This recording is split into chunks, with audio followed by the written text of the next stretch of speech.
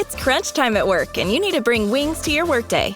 Visit redbull.com/gettingitdone and answer a couple questions about your work style to get a Spotify customized playlist tuned to your productivity. Plus, score a can of Red Bull on us while you go from to-do to done. And remember, Red Bull gives you wings. Supplies are limited. Terms apply. Visit the website for more information.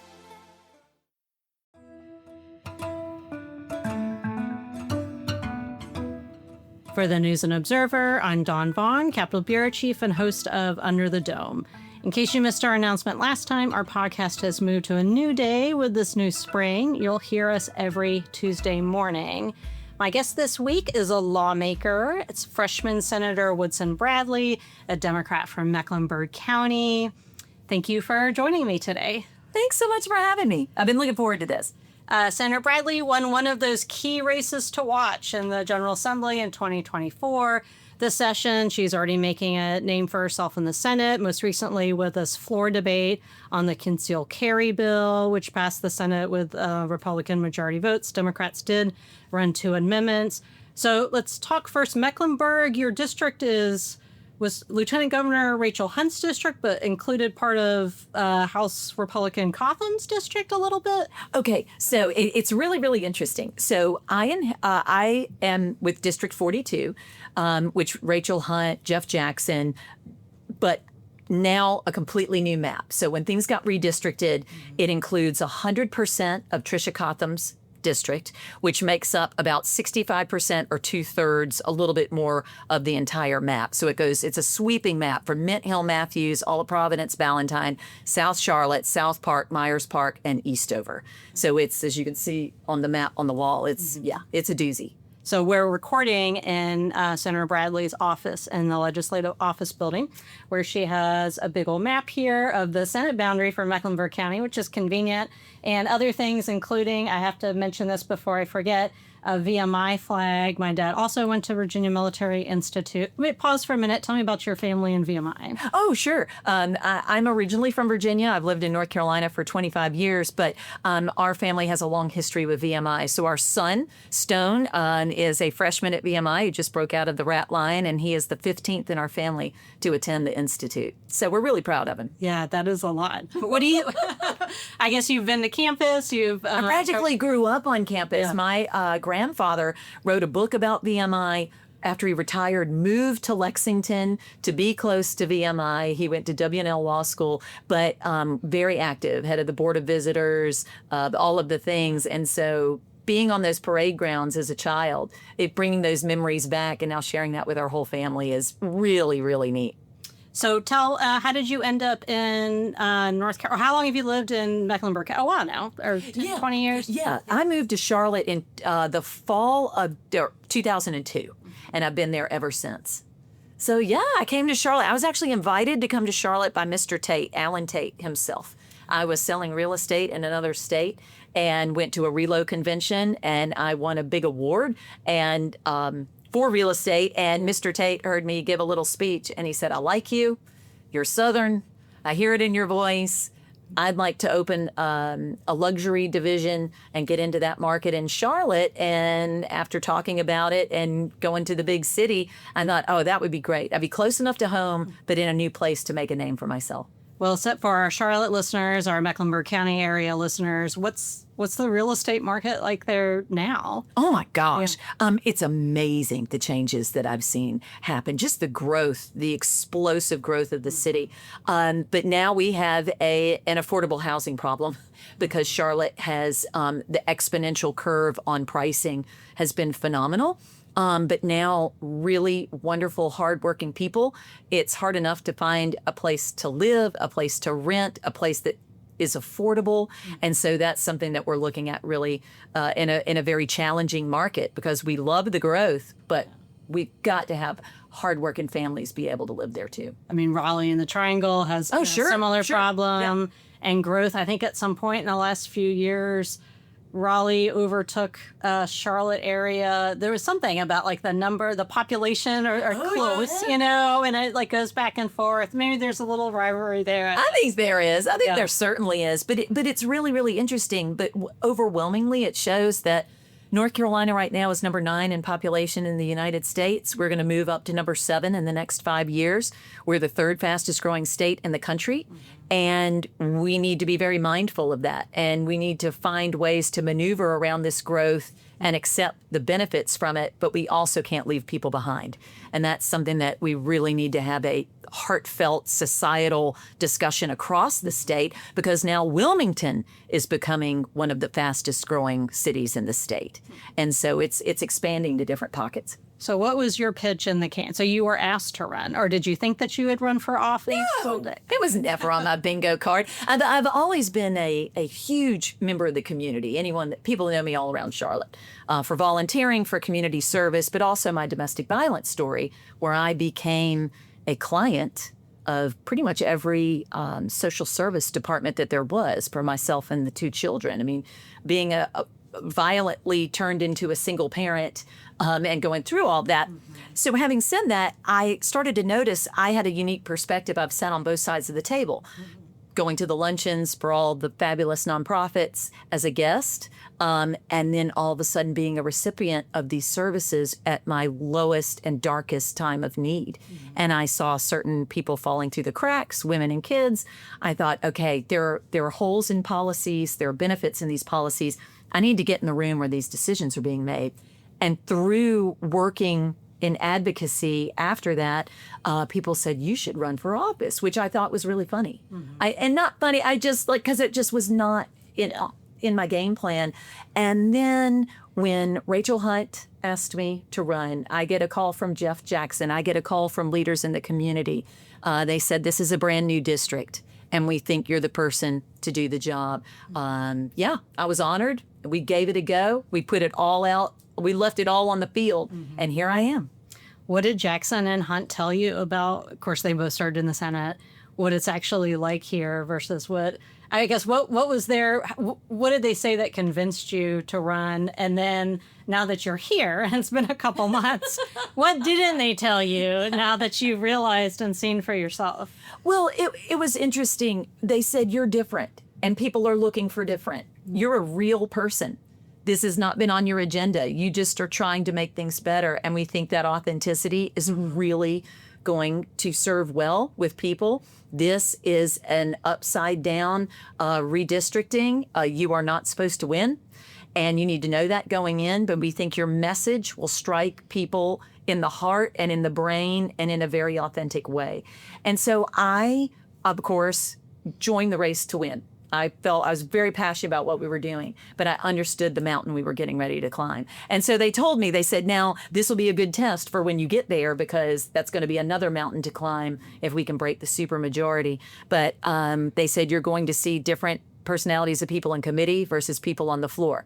People in their offices will be different than what you see in debate. And you just need to learn how to navigate around that. You need to be yourself. You need to not take things personally, and you need to just stay true to the long-term goal. And I thought, that's kind of how I've mapped out my life. I've had to maneuver and scrap and advocate and fight for things, fight for my kids. So I felt that I was up to the task, and here we are. I've learned a lot. I've got a lot more to learn, but getting through the initial season of bill drafting, that was like being baptized in hot grease. Because everybody was scrambling to fight for their ideas. Shout out to bill drafting. And that is the most amazing department ever. And us learning that process, like building the airplane as we were flying it. And I'm proud to say, as a freshman, we introduced more new legislation than anyone else, I believe, in the last 50 years as a freshman coming here. But we have a big job to do. And so I'm here to get things done. I'm not here to talk about it. I feel like a lot of people here have the talking part done. Yeah, I'm here to do stuff. So what legislation have you put your name on that you hope has a chance, even though being in the minority party? Sure. There are things with education as the opt-in for students' health. We can talk about that in a few minutes. The VOCA bill. It's a Ronald Reagan era bill introduced by him in the 80s. And it is basically to protect victims of crime act and to help them with those public dollars of defending themselves and surviving violent crime. And basically what happened is those buckets started to empty, and that was taken away. Then it was brought back, and it had huge bipartisan support federally. So, for example, Jeff Jackson as a congressman and Patrick McHenry both supported that bill as North Carolina congressman. But in North Carolina, it's gone. And so we wanted to bring that back in North Carolina. It has huge support across district attorneys across the state. It would not have any appropriations taken out of the budget. It would be tagging or taking a little bit out of different licenses and fees that are already being paid and putting those back into the bucket so that victims of crime can be represented well, and have the resources they need. So that we can make the public safety is a big deal. And so that's a huge bill. So you talked about how people are different, maybe on the floor and committee in their offices. So let's talk about that Senate floor debate on the concealed carry bill. Was that you'd spoken on the Senate floor before, but maybe it was a little bit, or was that the first time? No, that was the first time. Okay. So tell me about that. You talked about yourself and your personal story and what that felt like doing that in this setting and then still not getting the votes. Oh, yeah. Well, basically, the constitutional carry bill, people need to understand, and I told my story. I got my hunter safety card from the NRA when I was 10. And so I grew up in a sportsman family. I grew up in a rural community. And I understood that firearms were a way of life. So I don't want to take anything away from anyone. I just, grew up. I'm the little country mouse that made its way to the State House. And then as an adult, being a survivor of violent crime and domestic abuse, where guns are usually leveraged in very coercive ways and very threatening ways, and then they're used in actuality. I mean, a woman and her kids are 500 times more likely to die in a home with an abuser with a gun. And then I'm married to law enforcement. I'm the daughter of law enforcement. I'm the granddaughter of law enforcement. And this would cause my husband, who has been a sworn law enforcement officer for over 30 years, to treat every single stop, every interaction with the public as a felony stop, because this means anyone could have a gun hidden on their person, their purse, their pocket, whatever. And I'm a concealed carry permit holder. And none of the guardrails that I had to step through hindered me from my Second Amendment right. And so this would take all of those away. And not everybody should have easy access to a gun. I learned that in the class, the concealed carry class. I mean, some of these people really should not be in control of a firearm. And so I thought about safety for officers, safety, all of these things. And I said it again, I don't want to take anything away. But why are we doing this? This is reckless. People are going to get hurt. People are going to get killed. People are going to injure themselves. There's going to be unintentional consequences of this. And I don't think it was thought through. And so the only amendment that I brought to the floor I did bring 3, but this was the big one. I said, if this is going to pass, which y'all have the votes, there's domestic violence protective orders, DVPOs.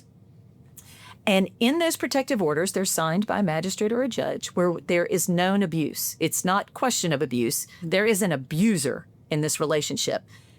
And during this protective order, I asked that they not be able to possess nor purchase guns. That's a very reasonable ask. And it was completely, the no came faster than I could finish the sentence. It was a party line vote. They absolutely tabled it and shut it down.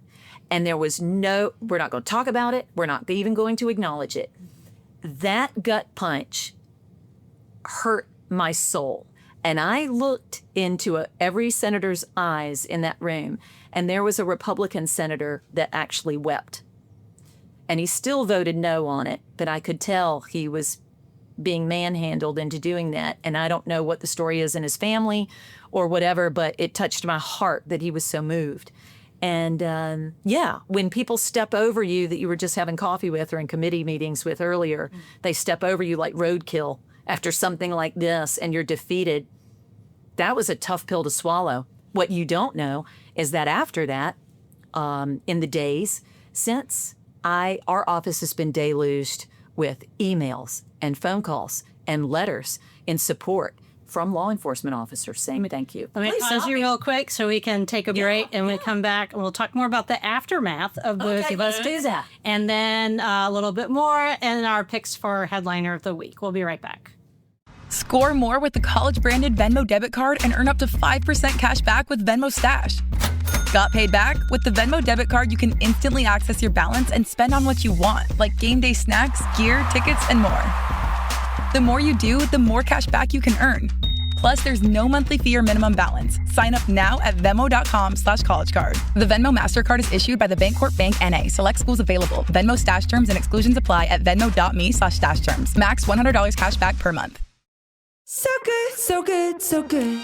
New spring arrivals are at Nordstrom Rack stores now. Get ready to save big with up to 60% off Rag & Bone, Marc Jacobs, Free People, and more. How did I not know Rack has Adidas? Because there's always something new. Join the Nordy Club to unlock exclusive discounts, shop new arrivals first, and more. Plus, buy online and pick up at your favorite Rack store for free. Great brands, great prices. That's why you Rack. You're listening to Under the Dome. I'm Capitol Bureau Chief Dawn Vaughn, here with Senator Woodson Bradley, a Mecklenburg County Democrat. Before the break, we were talking about that concealed carry bill that, Republicans have a supermajority in the Senate, so they passed it aside from these. They did allow these two Democratic amendments. And you were talking about really the aftermath of this bill once you go home or to your district and hear from people. And so what is that? It's been a few weeks now. What's that been like? Oh, it's been unbelievable. I made a less than 2-minute video on the drive home and just basically said what happened. That went viral. People from across the United States said, "Are you kidding me? Like, this seems like a very common sense ask for this type of bill." But what we've received back from law enforcement, domestic violence survivors, responsible gun owners that are Second Amendment champions like myself, they said thank you, because even we don't think that the steps in place in North Carolina were too hard to handle as far as a concealed carry permit. So even though we lost that battle on the floor, I feel like we're winning the war of public opinion of saying we don't want our law enforcement officers in danger. Can I talk about the two amendments that did pass to that? Because prior to me making my floor speech, Senator Muhammad made an impassioned speech about how law enforcement is going to be put in danger. And there are going to be officers killed in the line of duty more than before because of this. And so he had two amendments. One was to raise the funeral benefits for police officers killed in line of duty. The other one was to raise the scholarship amounts for their children to go to higher education for officers killed in the line of duty. Well, the Republicans voted like instantly to pass both of those. That's unusual. So they acknowledged that this was dangerous for law enforcement. Yeah.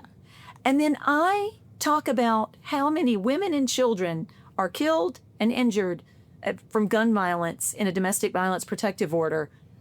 Unanimous no. What? Like, that is what's shocking, is for people to know the juxtaposition of these two things. So we're going to keep talking about it. I won't shut up about it. It's a day. Democrats getting amendments that end up being part of a final bill, it doesn't usually happen very much. It depends on what it was. So it was an interesting strategy to watch. I'm in the press corner of the Senate, watching this strategy under Democratic leader Sidney Batch, who before is Dan Blue. Of course, he's still a senator. What's it like with the dynamic in the Senate Democratic caucus? I know you can't talk about what happens in meetings, but just overall, what's it been like since you've been here? I don't have anything to compare it to. I really enjoy it. We have spirited debate. We are united as a team, but we made a pledge to give each other grace based on our districts, based on our personal feelings, and based on educated, informed responses that we don't have to move as a unit. And that sounds really strange when you're talking about a caucus, But because of that freedom and the trust and us putting everything out on the table is what has unified us in a way that I have been told by seasoned senators that they've never felt before. That level of trust and accountability within the caucus. So I really enjoy that because our caucus is diverse in career, in faith, in culture, in geographic regions, in all ways and shapes. And to see people coalesce around Senator Batch and Senator Chaudhry with this new style of leadership, I think you're going to see big strides being made. And I think it's pretty awesome. How much do you talk to the House or all the freshmen in both chambers? Did they ever have any initial, I know there's a little orientation. Mm-hmm. Do you, is there much crossover between the chambers or are the chambers, pretty separate? Our schedules keep us pretty separate, but we made a very concerted effort to get together, and we do. We have the women's joint caucus, joint House and Senate all the way around dinners. We had that a few weeks ago. Then we have the Democratic House and Senate, socials. And then we also have the all of us get together. We just had our ethics training. That was mandatory. And then we all got together during that as well, and catching up on things and seeing how everybody's doing. So it's a very friendly freshman group, and I like that. We talked at the beginning about when you were running and what Jeff Jackson, now Attorney General, told you, and Rachel Hunt, now Lieutenant Governor, about the Senate and about things here. Now that we're 2 months into session, 3 months into session, what couldn't they have prepared you for, I guess, that you ended up having to just kind of learn yourself, that someone can't just tell you this is going to happen, but day to day, really anything? Oh, sure. Yeah. Well, just day to day, just the scheduling, just understand that in the Senate chamber, as a Democrat, we're not going to be able to make long-term plans because we never know what's happening or coming and going on. That's just an interesting adjustment to kind of be surprised by things. But that's okay. That's just inside baseball, basically.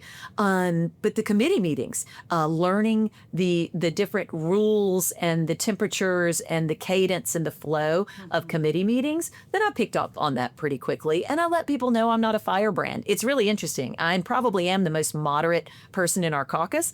I've been painted into the corner being the most moderate person probably here in either building. I'm proud of that. Mm-hmm. I think it's time for people to be independent thinkers and, represent Team Normal in such a polarized world. So that's been interesting. People said, oh, you're going to be lonely. Well, not really. I think I've made friends with a lot of people, and I'm working across the aisle the most that I can. Do you think that helped you as far as winning the election? I mean, having to balance that and what your district looks like. There's no doubt about it. Yeah. No doubt about it. There's a lot of homeless Republicans right now. And that's what I call them. And I say that Cindy, there are people that feel like their party has left them. And there are Democrats that feel the same way as well. And there's this large voice in the middle that I feel is unrepresented or underrepresented, where we sometimes feel like we can't speak freely because, oh my gosh, you're a rhino. Oh, you're a Dino. Oh, you're that. Yeah. I'm like, no, I'm a hardworking person trying to raise a family, trying to take care of elderly parents, trying to make ends meet. And I think there are a lot of people that can relate to that. And I tied every issue that we campaigned on to the economy. I'm an economics major. It's the one thing I understand. And if you are hurting economically, it affects every aspect of your life because it will consume you. And so I said, let's talk about that in a very mindful and heartfelt way. And it seemed to resonate with people. On a lighter note about things about the building, I always ask everyone that spends a lot of time here, the legislative cafeteria and the snack bar and the LOB snack bar, it's convenient. Some of the food is good. What's your order? What do you like? Okay, the cafeteria is amazing. They are who nicknamed me. They didn't know I was a senator. They just called me Sneakers when I was first starting here. And I was just like, hey, what's going on? And because I love the cafeteria, that's how they got to know me. And then they found out I was a senator and they went, oh my gosh, it's Senator Sneakers. And it's stuck. And that's now how I'm known by everybody. They noticed your shoes. You get Nikes on. I wear crazy sneakers every day. They change. But anyway, so here's my go-to. I never get tired of fried chicken, and the fried chicken here is for real. Like, it's like going to grandma's house after church on Sundays. I love it. Fried squash, count me in. Yeah. The best vegetable soup I have had outside of a country kitchen is in the cafeteria here. And their chicken and dumplings are to die for. So, yeah, I like the down-homeness of it all. And it's so inexpensive. It really is. Yeah, I mean, it's a good deal. So yummy. Yeah. So I love it. I think fried chicken is probably what people say the most. Somebody told me the other day that it's one person who has the recipe for all of it. So preserve that cafeteria employee for sure. Absolutely. All right. Well, let's move on to our picks for headliner of the week. Mm-hmm. I will start with you because you're going to talk about some legislation. Yeah. So we have this one bill that should garner bipartisan support. I've been getting a lot of questions about it. It's about the Parent Bill of Rights that passed, but it's opt-in for students' health. There was an unintended consequence of the Parent Bill of Rights when parents across North Carolina, public school parents, were opted out of everything, and you had to opt in. Well, that opted every child out of very much needed health screenings, vision, hearing, and dental. And what happened as an unintended consequence is that those screenings across the state went down over 80%. In Catawba County, 92%. So it's non-existent. Mm-hmm. If a child can't hear and you don't realize that your child has a hearing problem, how are they going to learn? Or if they can't see, my glasses in the 8th grade came as a result of a public school vision test. My mom didn't know I was having headaches. I didn't either. No one in our family has glasses. And that was caught in a school vision test. And then dental health. We are finding out now, it's very well known that long-term health effects result from bad dental care. So if this is the first dental check that kids have. So I just want to opt them in. Parents can opt them out. But that's just one thing that we're doing that people across the board would never want to harm public school kids. Yet this seemed to in a very innocuous way. So we're trying to sweep that back. So that's a feel-good bill. That's an interesting thing about, I think anyone that's had a kid that's brought a backpack home of papers, sometimes they don't come out of it. Again, if you have to sign it Look or at not. the picture of my kids. Yeah. I find out about field trips the morning before they go or school projects or whatever. So this is something that I think everyone should get behind because it's a public health issue, but it's also a kids issue. And let's get behind our kids in public schools and make sure they're healthy. Before I mention my headliner, since you were talking about your office and we're recording, and here you have Dalmatians outside your door, and there's a photo of Dalmatian. So this is you have a Dalmatian? We're a Dalmatian family. Okay. And people give me, our Murphy is as famous as anybody in the family, but when the Dalmatians are in the hall, they flank the door. I have Dalmatian statues. That means I'm in Raleigh. And that's how people know. And so, and people know I'm home. We have a beautiful Dalmatian statue on our front porch. They're like, oh my gosh, Woodson's home. Mm-hmm. And so, we just have fun with it. So what's your dog's name? Murphy. She's a girl named Murphy. Like her mom's a girl named Woodson. Okay. With the man's name. All right. We are almost out of time. I'll say my headliner really quick. Paul Newton, the Senate Majority Leader, made a lot of news this week. Surprising news when he said he was leaving and waited for UNC Chapel Hill to make the official announcement, which they did, that he is going to be Vice Chancellor and General Counsel. So one thing that listeners can be ready for this week is that Senate Leader Berger told reporters on Thursday after session that Senate Republicans plan to caucus this week as you all are listening and choose their new majority leader. So there's already some names, floating around. We'll see who ends up getting the votes within their caucus. And another thing to look for this week is that Berger and House Speaker Destin Hall are going back and forth deciding that total spend number for the budget. And once they decide on that, then the Senate will bring its budget out, maybe before the Easter break, maybe not. We all know that every year we're told one thing about the budget timeline. It doesn't always happen, so knock on wood, we'll see. All right, I'd like to thank Senator Bradley for joining me today. Thanks so much for being on. Thanks for having me. For the News and Observer, I'm Dawn Vaughn. Thanks for listening, and we will talk to you next time. For more from our politics team, subscribe to the News and Observer at newsobserver.com/subscribe and sign up for our weekly political newsletter, also called Under the Dome, at newsobserver.com/newsletters. Thanks for listening.